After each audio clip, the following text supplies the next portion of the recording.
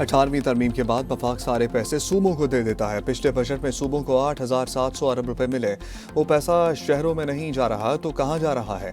वफाकी वज़ीर सेहत मुस्तफ़ा कमाल का कराची में चेकअप लाइन में गवर्नमेंट डिस्पेंसरी की तकरीब का खिताब। कहा 55% पाकिस्तान को पीने का साफ पानी मुयसर नहीं। अस्पताल चलाने की जिम्मेदारी अब सूबों के पास है, मगर लोगों को अस्पताल डिस्पेंसरीज नहीं मिल रही। कराची में वफाक की डिस्पेंसरीज को अस्पताल में तब्दील कर रहे हैं।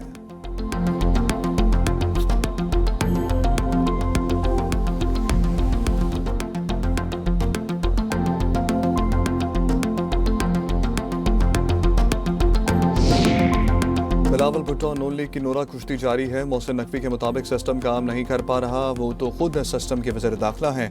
अमीर जमात इस्लामी हाफिज नईमुर रहमान की कराची में सहाफ़ियों से गुफ्तगू। कहा सूबों की बात किसी मुद्दे से ध्यान हटाने के लिए की जाती है। जिसको ये काम करवाना है वो एक फ़ोन जरदारी साहब, दूसरा नवाज शरीफ साहब को करे। हाफिज नईम ने कहा पेट्रोलियम मसनूआत की कीमतों में यौमिया इजाफा आवाम को हलकान कर रहा है। अब आवाम को अपने हकूक़ के लिए सड़कों पर आना पड़ेगा। हुकूमत जंग का जवाब बताकर तेल की कीमतें बढ़ा रही है, मगर पाकिस्तान में तेल की कीमतें पूरे खत्ते में सबसे ज्यादा हैं। पेट्रोलियम लेवी एक भत्ता टैक्स है जिसका कोई जवाब नहीं है।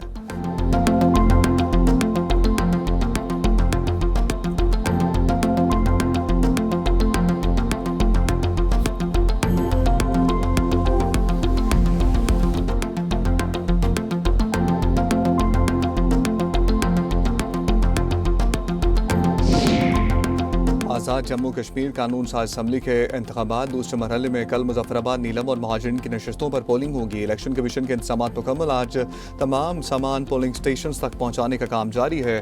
बिलावल भुट्टो कहते हैं कश्मीरी अवाम को वही हकूक दिलवाना चाहता हूँ जो हर पाकिस्तानी को हासिल है। सबसे पहला हक हक हकमियत है, जिसका मतलब है कि आप जिसके हक में वोट डालें नतीजा भी उसके हक में निकले।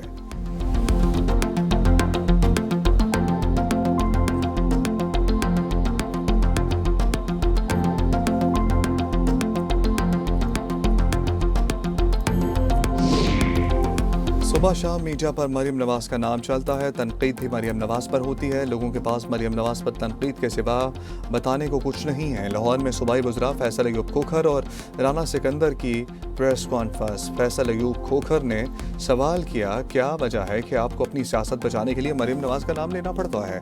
प्रेस कॉन्फ्रेंस का शौक हो तो अपना रिपोर्ट कार्ड लेकर आया करें। पंजाब के वज़रा ने कहा कश्मीरी अवाम ने पहले मरहले में मरियम नवाज पर एतमाद किया, अगले मरहले में भी नून लीग भी जीतेगी।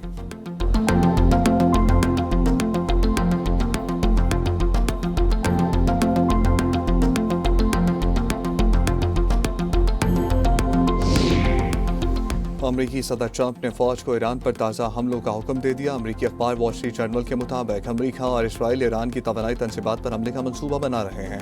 सदर ट्रंप का कहना है ईरान पर हमले और मुज़ाकरात जारी रखेंगे। Steve Witkoff, JD Vance, Marco Rubio Iran से मुज़ाकरात कर रहे हैं। मुआहदा अब भी मुमकिन है। सदर ट्रंप ने इसराइल हमास मुआहदे को मशरिक़ वस्ता के लिए बड़ा कदम करार दे दिया।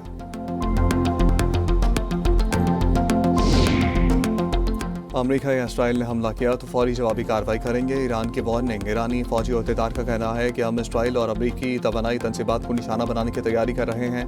अहम इसराइली तनसीबात और खत्ते में अमरीकी तवानाई मराकज़ हदफ होंगे।